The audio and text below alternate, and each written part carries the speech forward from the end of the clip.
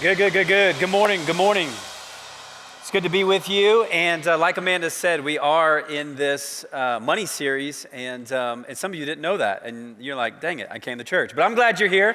And we've been chatting about money last couple of weeks, and I've been saying this at Frederick the last 2 weeks. I know that a lot of times people, especially in the context of church, get a little uncomfortable when there's a pastor on stage talking about money, and I totally get why you may feel some of those things. In fact, if you just do a little bit of a Google search this afternoon, you'll find all these crazy headlines when it comes to the church and pastors and money. In fact, in week one of this series over at the Frederick campus, I put up a couple just newspaper headlines, just silliness and craziness about pastors, and you can just see that there's a lot of churches that have been led by people that are in it for personal gain and trying to leverage the stage and the platform of the church. The Bible says they're going to get judged double because that's not why you get into ministry, and that's so unfortunate. And so if you feel some of that tension, I totally get it. But I want you to know, I think it's important for you to know, especially if you're a partner here, that at Rocky, we track every single dollar that's given by you every single week. And we're going to talk about the importance of tracking our money this morning.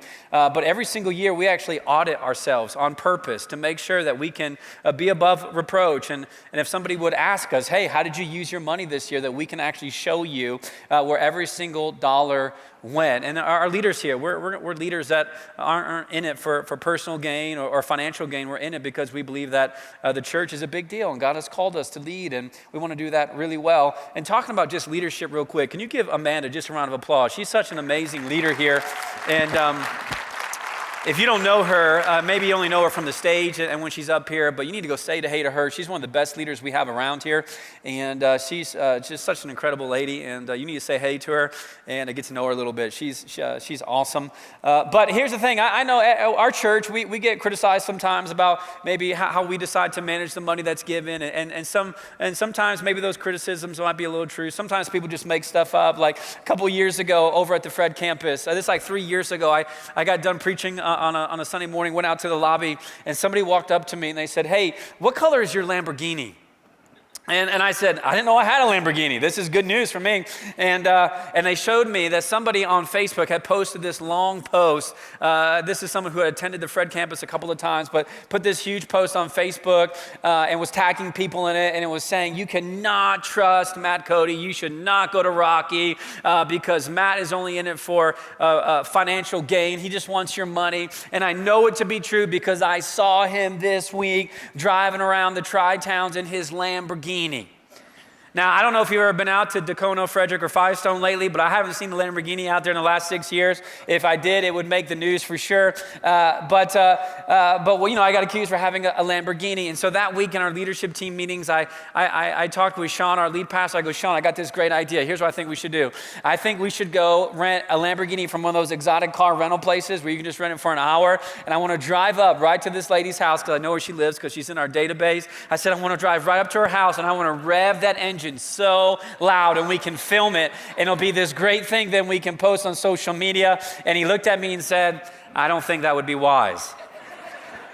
And that's probably why he's the lead pastor. But anyways, we get criticized sometimes, and I get it. There's people that, criticize maybe me, and again, a lot of it's not true. But I just want you to know, if you're a partner of this church, we really do take accountability seriously, especially when it comes to tracking our money. And then there's some of you in the room this morning who you're not Christians. You're on a journey still discovering who God is, and maybe you're brand new to church. Maybe this is even your first week here, and we're talking about money. And maybe one of the reasons why you said you never want to come to church because you said when I go to church, all they do is talk about money. And so you're the only person I'll apologize to because I wish that wasn't true. And I'll just say over the last 2.5 years, we've only done 2 series on money.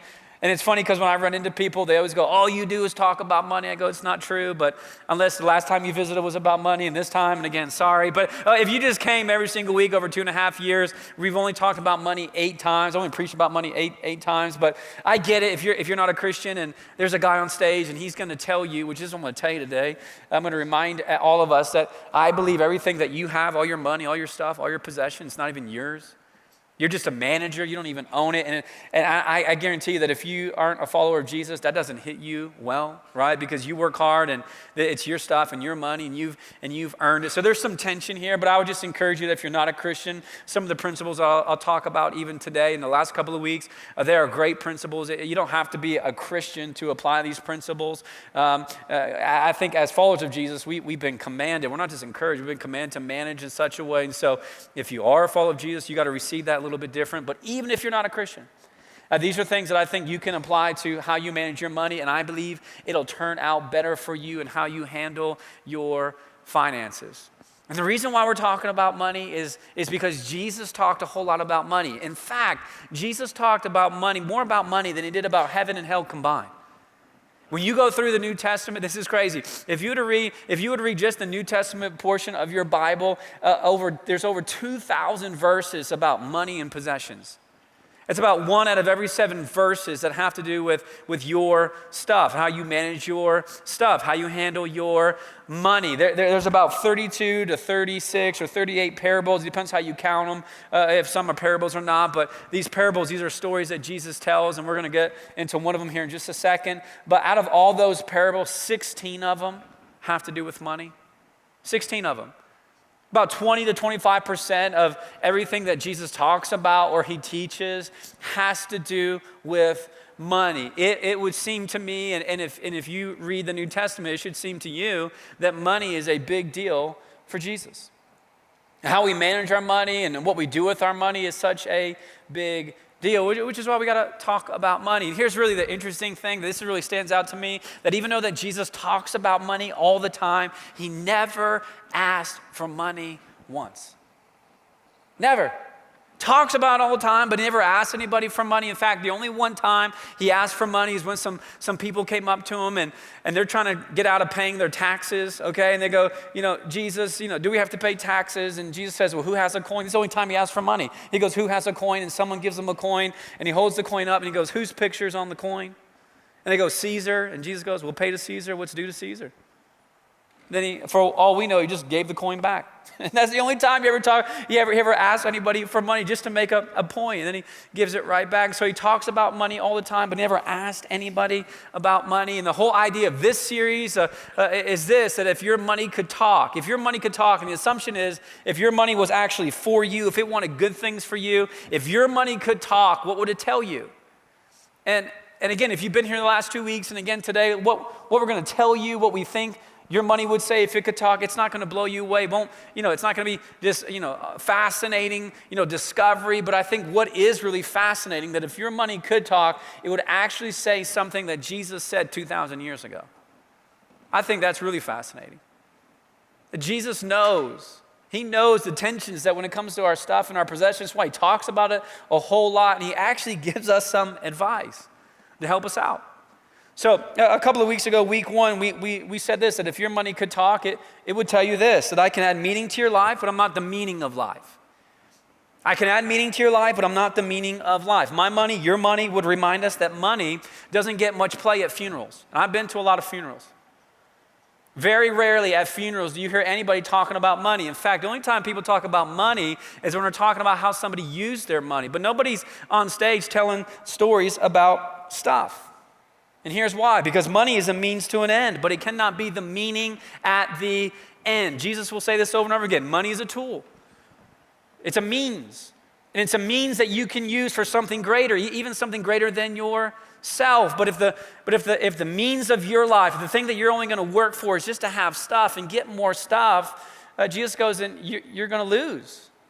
You're going to lose. And you know that to be true if you're a Christian or not. And if you don't think that's true, just go to funerals. I've been to some funerals where people only live for themselves and had a bunch of stuff to show for it. It's a depressing funeral.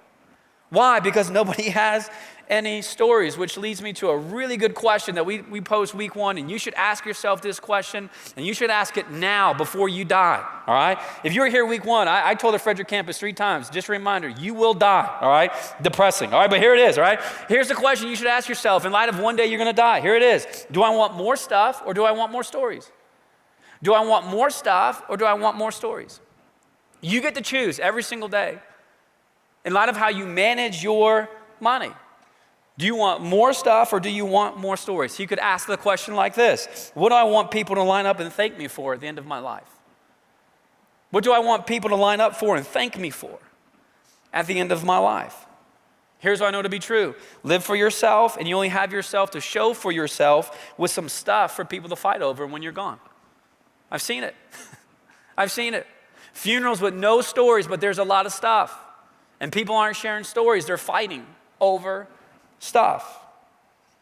Nobody will talk about your stuff at your funeral, which is why if your money could talk, it would tell you, I can add meaning to your life, but I'm not the meaning of life. And then last week, Sean was here and he talked about this idea of control. He said, your self-control, this way, if your money could talk, it would say this, your self-control determines which of us gets control. Jesus keeps leaning in. And when Jesus kind of, when he talks about like good and evil in the context of the battle for your heart and your soul, this is interesting. Jesus goes, listen, you can only serve one master. You can't serve two masters. And all the things that Jesus can compare it to, right? He goes, you can serve God and the opposite of that, of all the things that he could put in there, right? You can serve God or you can serve the devil. You can serve God he chooses money. He says, listen, here's the battle that's going on. The battle for your heart is between me and your stuff. And you can only choose one. And so Sean last week said, listen, money can have influence in your life. And either you can control your money or your money will control you, which is why Jesus, who's, again, so smart, leans in 2,000 years ago. And he says to you, if you're a follower of Jesus, generosity should be one of the greatest characteristics of your life. Why? Because when you're generous, it reminds you the true value of money. That money is not the means at the end, it's just a means to the end. And when you hold it lighter, when you begin to give it away, it's a good exercise for you and your heart. This is why Jesus is so smart. He knows that his Father in heaven loves you, and the Father's going, how do I get my people to make sure that money doesn't control them, but they control their money? And he goes, I know what I'll do. I'll create a rhythm of generosity. I'm gonna call them to make sure that they hold on to their stuff lightly because it's not the most important thing. And then this week, here's what we're gonna say, that if your money could talk, it would say this. I'm easy to keep up with, but I'm difficult to catch up with. I'm easy to keep up with, but I'm difficult to catch up with. And here's what I think. There's no excuse. I don't have a good excuse, and neither do you, for not knowing where your money is going. Because we all have money. We get money. It goes into your bank account. You've worked for it. You receive your paycheck. And then you decide, and I decide, and you send it. We send it. We determine where it goes. And this is why I think the heartbeat of this message is this. We should all be knowing where our money is going. That rhymed. I was proud of that. Okay, so listen, we should, thank you, 2 people. That's great. That's all I need. That's good. It keeps me going. Okay, we should all be knowing where our money is going. You should be knowing where your money is going. You should be tracking what's coming in, and there really isn't any excuse, or there really shouldn't be any mystery. Like if I ask you, do you know where your money is going? You shouldn't go, well, I don't really know. You wouldn't have any good excuse. That you should be knowing where your money's going. There's no mystery because you get it, and then you're the one who decides. You send it to different places. It's unique than compared to other areas of our life. And think about it. I mean, there's a lot of mystery when it comes to things like love and romance, isn't there? There's a lot of mystery to that. Men, you should be shaking your head. Yes, there's a lot of mystery. A lot of mystery to that. Women, we love you, but you can be a mystery sometimes. There's some mystery when it comes to that. There's a lot of mystery when it comes to raising kids. Any amen? There's some mystery. Why can you tell your kids something 1,000 times and they don't get it, and then somebody walks in and tells them it one time and they get it? It's a mystery. Why does it work like that? There's a lot of mystery when it comes to when your kids are middle schoolers. Any parents of middle schoolers in here? I got 2 middle schoolers. What is it? Why is it when the kids get in middle school, they lose all reasoning? Why is that? Did you ever try to reason with a middle schooler?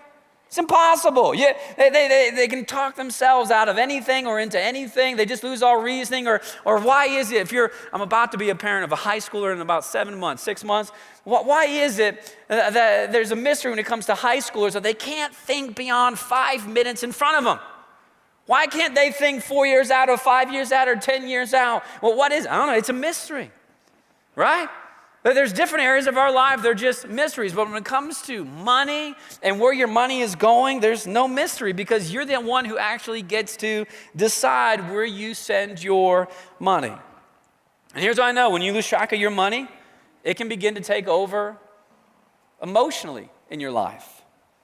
And we've all been there. When you don't know where your money is going, you feel out of control. You feel like something has taken over, and now you start trying to catch up. And again, money's easy to track, but if you lose track of your money, you begin to lose your peace of mind. Which is why all of us need a plan for tracking money. All of us. It doesn't matter if you're a Christian or not. It really doesn't. Doesn't matter. Here's the thing. It doesn't even matter if you have a little or you're in the middle or you have a lot. I run into people sometimes, I go, yeah, I don't really have to track it because I don't really have that much. And I go, no, you should track it. You should track it. You should know where your money is going. And I know because you probably just have a little, maybe you're just living paycheck to paycheck. You only have enough just to pay everything. And it doesn't really, you don't have a lot left over. And so you go, well, I don't really track it because my bills kind of track it for me. But I still want to encourage you to track it. And then most of us in here, we're probably more in the middle or we have a lot. And I think one of the greatest traps is most of us in here are probably rich and we don't even know it, right? I mean, one of the greatest filter or the greatest question that people will use around the world to determine if people are rich is they're going to ask you if you drive a car. Most of us drove a car this morning. They're going to see what clothes you wear. From what I can tell, most of you put on clothes, thanks. Like you're going to fit through most of the questions when it comes to worldly wealth. If you make $50,000 or more, you're in the top 1% of the world's wealth. If you make $80,000 or more this year, you'll be in the top 0.1% of the world's wealth. And so most of us in here are wealthy. And if you make that kind of money, you don't think you're wealthy, I think you've just fallen into the trap that I think the devil's been laying out for years and years and years. A bunch of rich people who don't think they're rich.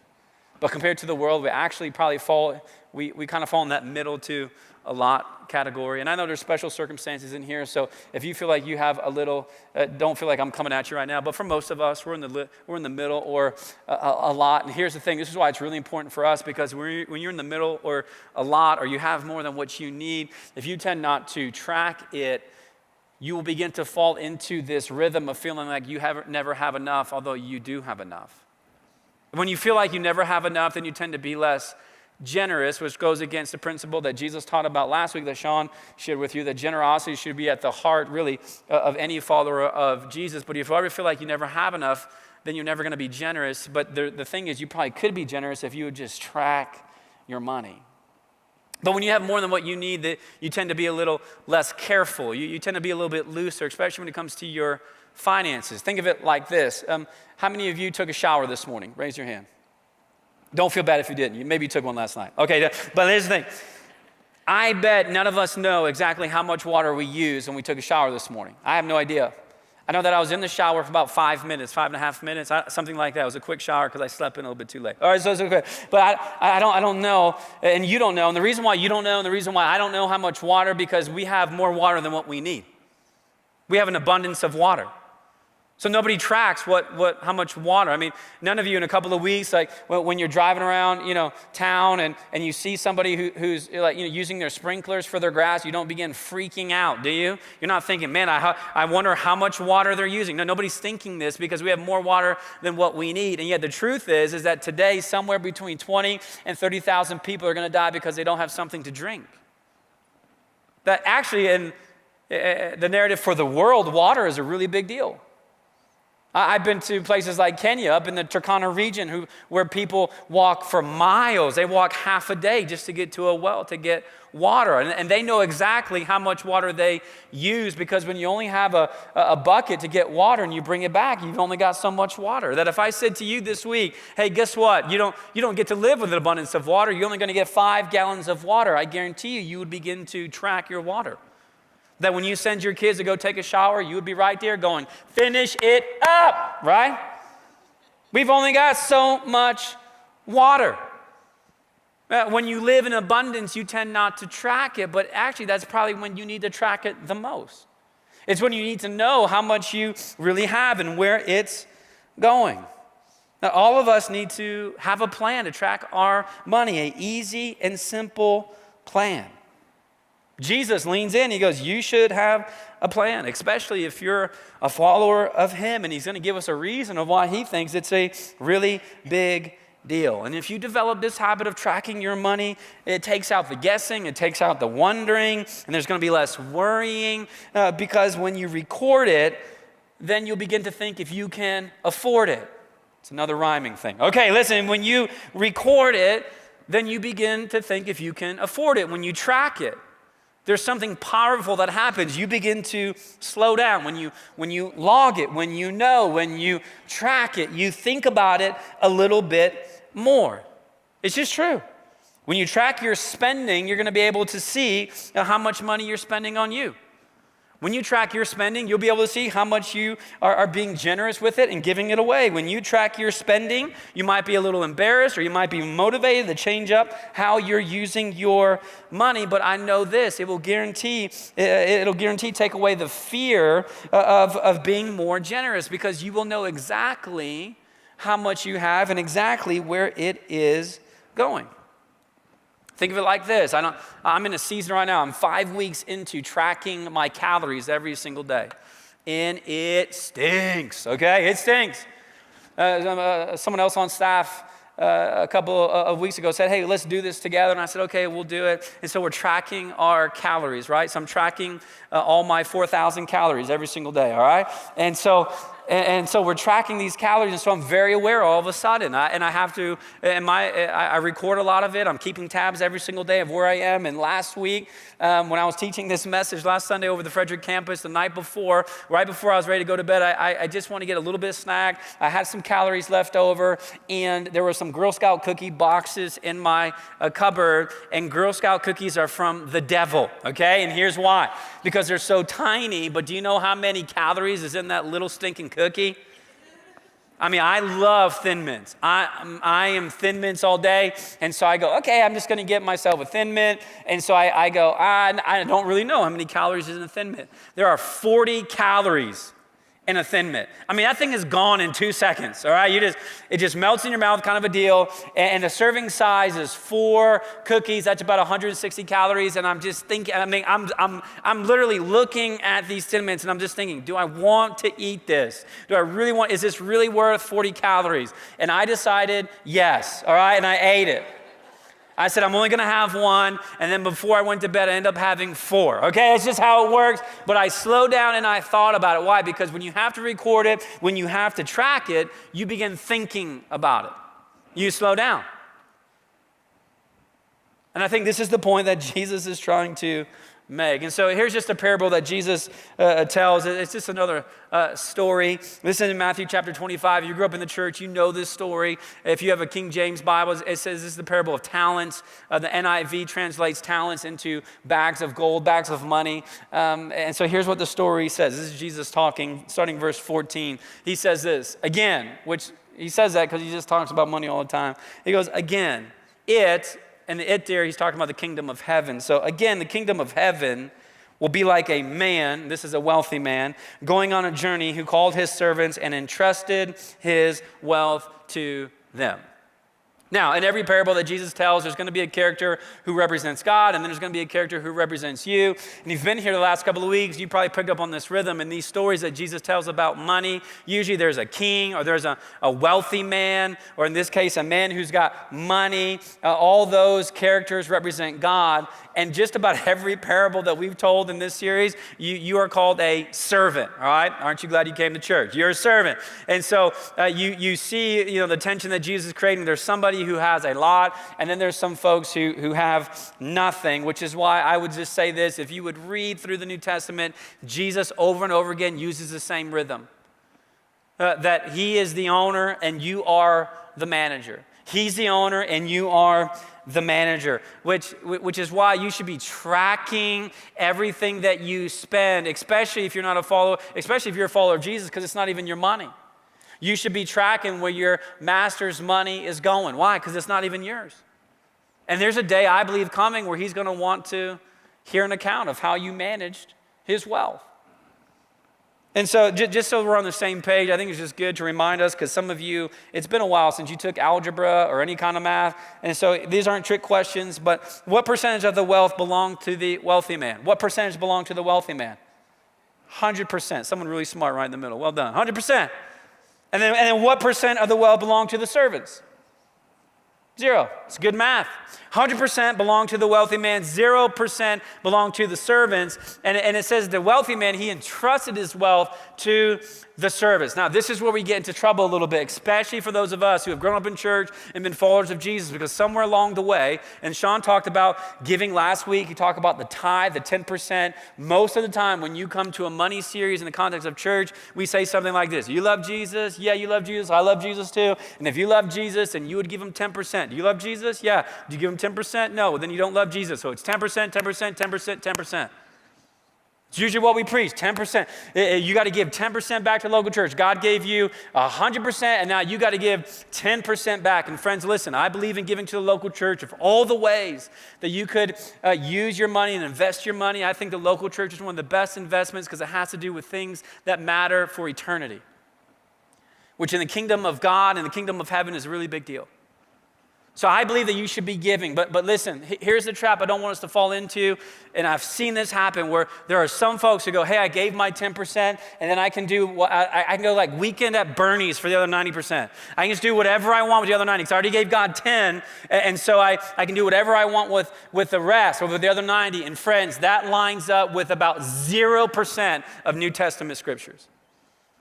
0. Jesus never taught it that way.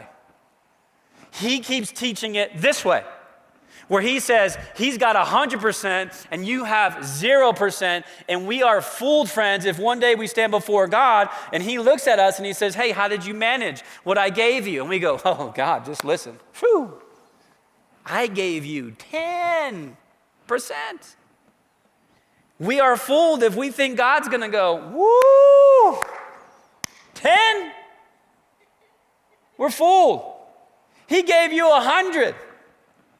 And we only use 10% of what he has given to us for the sake of his kingdom. If we go, no, God, listen, we gave you a dime for every dollar. We gave you a dollar for every 10. We gave you 10 for every 100. We gave you 100 for every 1,000. We gave you 1,000 for every 10,000. And most of us don't give more than that because there's too many zeros, right? And we just go, look, we gave you 10%. We are fooled, friends. If we think, then we can just do whatever we want with the other 90. This is not what Jesus preaches. Jesus over and over again says, this is how it looks to the Father. You have nothing. And then Jesus, and then God the Father gave you something. And one day you're going to have to give an account for what you did with the something. And it isn't the amount of the something that's important, it's what you did with what you were given. And so then, I'm not going to read this morning, but then Jesus gives this, he tells this story of these 3 guys. He goes, there's this one guy who got, 5 bags of gold. There's another guy who got 2 bags of gold. Then there's a third guy who got 1 bag of gold. The guy with the most bags, he doubles. The guy in the middle, he doubles his bags of gold too. He managed it in such a way there's a return on his investment. And you get this. I mean, some of you have money managers in your life. You know somebody who's using your money to make more money. If you show up, then you're going to go, hey, how do we do? And you want to hear them say something like, well, we had a 6% return, or 8%, or 10%, or maybe it was really good, a 15% return. And so this is what Jesus kind of saying. These guys were given something and they returned. They doubled what they had. But then there's this third guy. He only got 1 bag of gold, but he didn't do anything with it. He dug a hole and he put it in there. And then when his master returned, he dug it back up and he said, I just hid it. I'm just going to give back to you what you already gave to me. And Jesus uses some really strong language. I'm just going to jump down all the way to verse 30, Matthew chapter 25 and verse 30. And look what it says. And this is talking about this third guy who mismanaged the money. He goes, and throw that worthless servant outside into the darkness where there will be weeping and gnashing of teeth. Strong language. And I've heard some preachers get up on stage and preach Matthew 25, and they preach it like this. It's almost a prosperity gospel kind of thing. The reason why you should give is because if you give, you'll get back a double portion of what you gave. And friends, that's not what Jesus is talking here. The issue is not about the amount they were asked to manage. The issue isn't even about what they're going to get in return for managing it well. The issue is, what did they do with what they were given? What did they do with what they were given? Jesus was looking for a return on his investment. And so here's a good question to ask, that if everything we have, especially if you're a follower of Jesus, everything you have was given by the Father, if it's 100% his and 0% yours, and there's a day coming where he wants to see a return on his investment, what kind of things are you need to have a return for? What is he looking for? At the heart of the kingdom of God, what are the most important things? And I think, the most important thing, or one of the most important things, you could pull from John 13, 34, and 35. Jesus is about to go be crucified. He gets his disciples together, and here's what he says: a new command I have for you. Hey guys, I'm about to go give my life for you. Here's what I want you to do. I want you to love one another just as I have loved you. And I will know you're my disciples by how you love one another. Love, love, love, love, love, love. See, I think God's given you 100% of his wealth so that you could use it to gain interest, so to speak, in the kingdom of heaven by loving people really, really well. Love. You know what you do at Christmas time for the people you love? What do? Buy them gifts, right? Some of you hate this message right now because you bought too many gifts at Christmas, but you know what I'm talking about? Like, this is what you do at Christmas. You buy people gifts who you love. This is why I love Christmas morning with my kids, because I love my kids, and I love that I'm able to give them gifts, and I love to sit there and watch them open up their gifts. Why? Because I love them. And I think God says to you, and he says to the church, he goes, listen, I want you to leverage what you have been given to get a return on the investment. I want to see the kingdom grow. I want to see you use what you have been given to gain influence with people who are far from God. I want to see you love people. I want to see you serve people. I want you to be thinking about people, because that's what I'm thinking about. Jesus wants to see a return. I heard somebody told me this last week in preparing for this message, who heard a conversation between a pastor in another church and somebody who attended that church, and the person came up to the pastor and said something like this, Pastor, if I don't give anything, if I'm not generous with anything in my life, will I go to hell? Is this a salvation issue? Like, if I don't ever give anything to the church, if I just spend all my money on me and consume and try to get more and more and more, will I go to hell? And the pastor responded, no, but somebody else might. You won't, but somebody else might. What's he saying? He's saying, listen, friend, you can use what you have been given in such a way. You can leverage what you have. You can invest what you have. You can spend what you have in such a way it just might make an eternal difference in somebody else's life. And here's the thing. Many of you this morning have already trusted Jesus for your eternity. You've already given him your whole life, and yet you're still going to push back when it comes to what he says about how you manage his stuff. And I think Jesus just leans in this morning and goes, come on. Come on. You trust me. When it comes to your marriage, and when it comes to your health, and when it comes to your kids, and when it comes to your singleness, when it comes to your job, why would you hold back when it comes to your stuff? Why in the world would you give me everything else? You'll surrender everything else, but you won't surrender the stuff. Why won't you surrender the stuff? And this is why I think Jesus 2,000 years ago talks more about money than anything else. Because here's what he knows. Because in all those other areas of your life, your health and your marriage and your kids, let's just be honest, you're not really in control, are you? That's why it's easy to give it to them. For a successful marriage, you need two people, not just you. You need your spouse also to be leaning in. You need to be submitting to each other and loving each other and serving each other, which means you could do everything right, but if your spouse isn't going to do the, reciprocate that kind of love towards you, you won't have a healthy marriage. And this is why we can give our marriages to God, because we can't control the other person. As much as we might like to or try, you can't.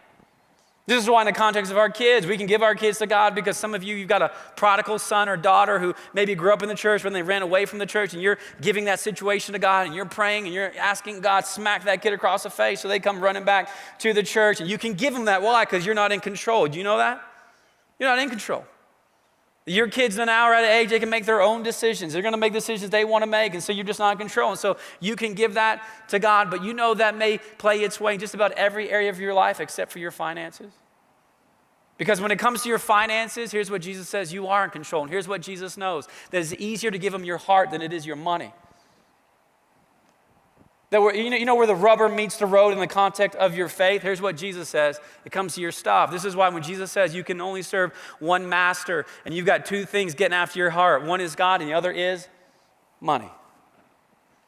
And you can fake it in just about any area of your life. Oh, God, I trust you and I give you all of this. And then Jesus shows up and goes, listen, you can do all of that and that's good and great.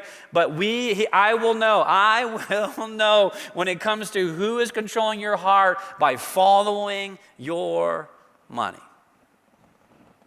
That's what Jesus says. This is where it gets real.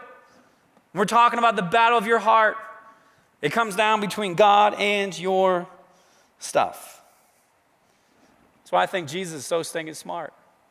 He knew it. He knew it 2,000 years ago. He knew that the greatest battle for your soul is between God and your money. And you know what Jesus said? Jesus keeps saying over and over again, and guess what? It's not even yours. It's my Father's in heaven. And he's giving it to you to manage, to invest in the kingdom. And there's a day coming where he wants to see the return. Which is why we should be knowing where our master's money is going and how we manage money. How we manage money and where you send your money speaks volumes about who you are and whose you are. There should be a significant difference in how we manage our money and stuff compared to someone who does not believe in God.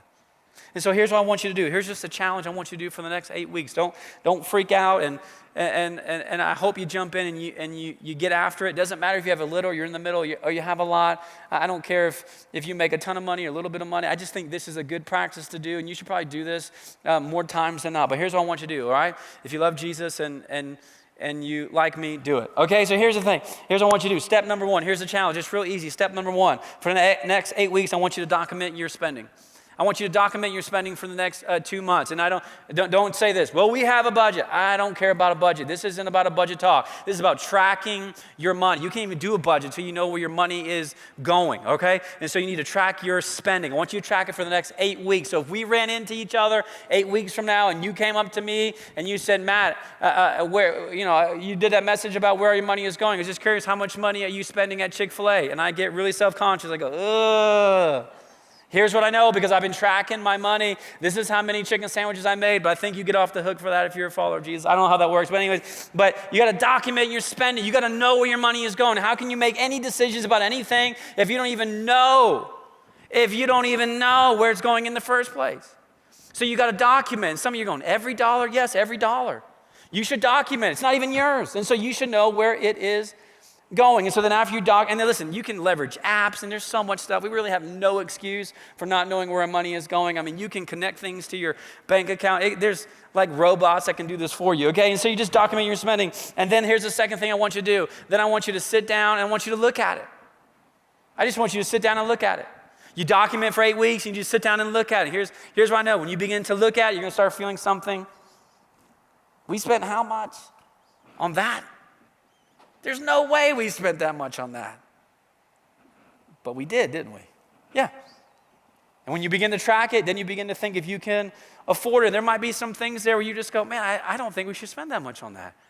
Well, I thought we gave a lot more to this, but it turns out we didn't. We've been fooling ourselves. And so when you sit down and look at it, you'll begin to see those things. And here's the third thing. If you just document, and then you sit down and look at it, and then here's the third thing. Then you can adjust as necessary. You make adjustments. You know what? We're not going to spend that much money on this anymore because we've tracked it. And we're going to use this money now for this.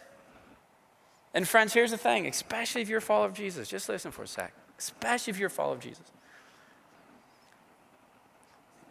If you believe in Jesus in the context of your eternity, then you've got to take everything that Jesus says. He is for you in every single area of your life. And when it comes to your finances, here's the narrative. Everything you have is from God. And he's given it to you to manage. And hopefully to manage it well, because there's a day coming where you will stand before him and you will give an account for how you use it. I'm not saying to bring that guilt and shame on you. I'm just saying this is an important conversation for you and for me, that we've actually been entrusted. How awesome is this? We've been entrusted with God's money. And he says to you, use it. Use it for a return. Use it in such a way where more people will bump into me. Use it in such a way to be generous. Use it to love. Use it to serve. And I totally get that you're going to use some of it to, live in a home and have a car. And I get it. Like, do that. You got to feed your kids and give them fruit snacks and all that. Okay, do it. Okay, do all that. But if you're a follower of Jesus, I'm just telling you, you should live in the tension when it comes to how you manage everything that God has given to you to leverage more, not less, for the kingdom of God. To leverage more. And when you track his money, my bet is you'll look at it a little bit different. My bet is you'll go, man, if we just took this money from here and moved it here, we could actually do this, and this would have a greater impact in the lives of people. We should do this, and we could do this, but we can give that up for the sake of this, because one day we're going to stand before the Father, and he's going to ask us, and he's going to look at our return. And I'm telling you, I want, and I hope you want, something more similar to how he responded to the first and second servant when he said, well done. There's a return. Then what he said to the third, you wicked servant. You did nothing. You consumed, you wasted, you just sat there. When you had all this opportunity to make much of the gospel and you were funded to do it. What would it look like? What would happen in your budget and my budget? What would it look like if you would track your money, if I would track my money? How would we use it differently for the sake of the kingdom? Let me pray for you. Father, this morning we thank you for a story that you told 2,000 years ago. This earthly story with this heavenly meaning, a so profound idea that everything we have is yours. And I'll confess this morning, and maybe even many in this room, that I think there's some things that I have that I'm holding on to a little bit too tightly. It's so easy to think about me and my money and my stuff. And yet you call us to something bigger, something greater. You call us not to look at our money as the means at the end, but it's just a means to the end. And money's just a tool. And we get to use it in ways that just might impact others in the context of eternity. I pray that we'll be a church that'll leverage more, not less. That we'll be a church that takes this idea seriously. That if we were to stand before you today, what kind of an account could we give you about how we managed with what you gave us? And I pray that we would think about that more. That we would take it seriously enough to track the dollar and to decide on purpose where every single one of your dollars goes. Help us to live in that tension to figure out what our needs and wants, and help us to live in that tension to be excited for more generosity, not less. Just to give you enough and then to fool ourselves that we can just do whatever we want. But instead to hold it all in the same bucket, so to speak. It's all yours. That we might even through that believe that if we would view it like that, it actually leads to more joy, not less. It leads to greater blessings, not less. And so I pray that we would see and we would hear and listen to all these stories that you told so long ago. That your church would actually deny the narrative of our culture. Now, we don't need more to be happy, but instead to be concerned for the sake of others, for the growth of your kingdom, to use what you've given to us to see more and more people enter eternity with you. And Father, we love you. We thank you for Jesus, and it's in his name we pray.